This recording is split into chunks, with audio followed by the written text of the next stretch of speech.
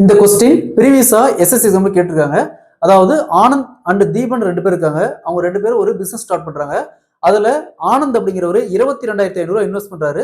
Deepak அப்படிங்கிறவரு 35,000 invest பண்றாரு. ஒரு குறிப்பிட்ட வருஷத்துக்கு அப்புறம் மொத்தமா 13,800 ப்ராஃபிட் வருது, அதாவது லாபம் வருது. இதுல தீபக்கு எவ்வளவு ஷேர் போகும்னு கேக்குறாங்க. இந்த மாடல் சம் கேட்டாங்களா, எப்படி குயிக்கா சால்வ் பண்ணலாம்னு பார்க்கலாம். சோ அதுக்கு முன்னாடி நம்ம சேனலை சப்ஸ்கிரைப் பண்ணாதீங்க, சப்ஸ்கிரைப் பண்ணி நம்ம சேனலை ஃபாலோ பண்ணிக்கோங்க. சோ இந்த கொஸ்டின் பொறுத்த வரைக்கும் நம்ம ஜஸ்ட் ரேஷியோ எடுத்து தெரிஞ்சா போதும், இந்த சம் ஈஸியா சால்வ் பண்ணலாம்.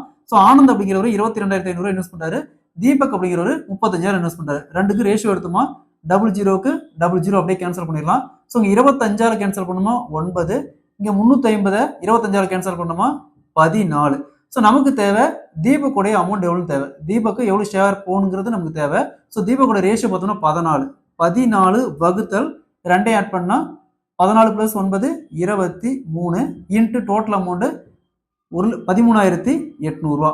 ஸோ இங்க 138 23 கேன்சல் பண்ணா 6. ஸோ இங்க 2 0 600.